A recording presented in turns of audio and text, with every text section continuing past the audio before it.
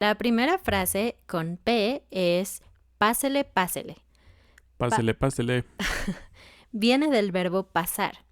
Y si tú buscas en el diccionario pasar, realmente significa como go through or spend time.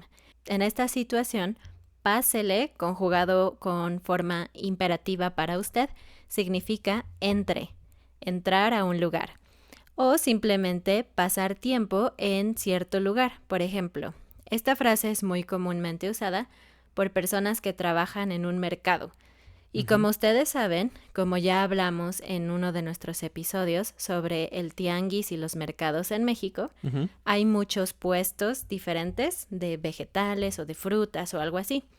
Y para llamar tu atención, es común que los vendedores digan algo como pásele, pásele, pásele, pásele, para que vayas a su puesto a comprarles sus vegetales a ellos. Y fue por eso que utilicé ese tonito, ¿no? Como pásele, pásele. Pásele, pásele. Es como un poco rápido. Si es formal, esta frase es como les enseñamos, pásele con E.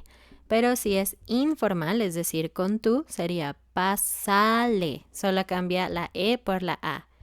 Y algo muy interesante, que también hablamos un poquito en otros episodios, es que por alguna razón las personas en México, los vendedores, tienden a llamar a los clientes de algunas formas, ¿no? Una de ellas es decir marchante. Pásele, pásele, marchante. Y otra es güerito o güerita. Sí, hemos hablado de esto, como dice Ana, y es muy gracioso, ¿no? Porque el 90%, tal vez menos, no sé, la verdad es que no sé el porcentaje, pero muchas personas en México son morenas, como pueden vernos. Ana, como pueden ver, es un poco más blanca. Si no nos están viendo, bueno, pueden ver en YouTube después cómo es Ana y cómo soy yo. Yo soy un poco más moreno que ella, pero digamos, el rango mayor de la población está entre nuestros colores, ¿no? Por así decirlo.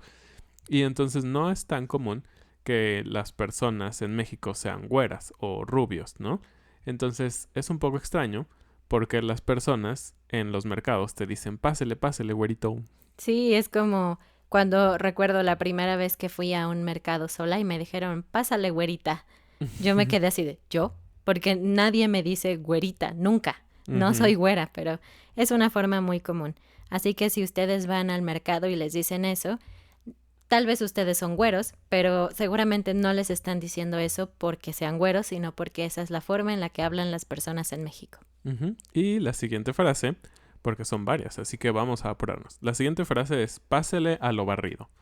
Y pásele a lo barrido es como una derivación, ¿no? De la frase anterior. Y esto se ocupa cuando tú invitas a alguien a tu casa o cuando alguien llega a tu casa. Y la palabra barrido viene del verbo barrer, que es esa acción que haces con la escoba en tu casa.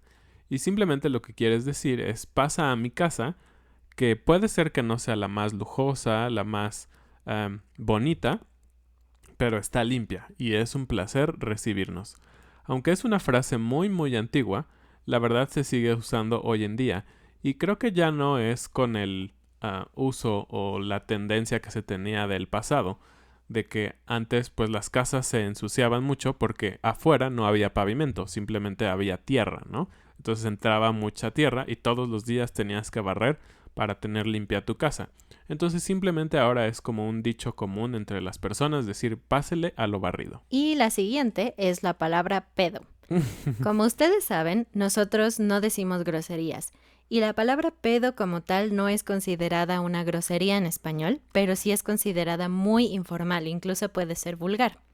Y debemos decir entonces que pedo tal vez es una palabra que está en el límite, ¿no? Es como una palabra que quizá para algunas personas puedan ser una grosería, pero para la mayoría no. Entonces simplemente es algo que deben saber.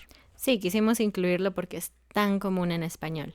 Si ustedes han buscado esta palabra en el diccionario, verán que significa fart.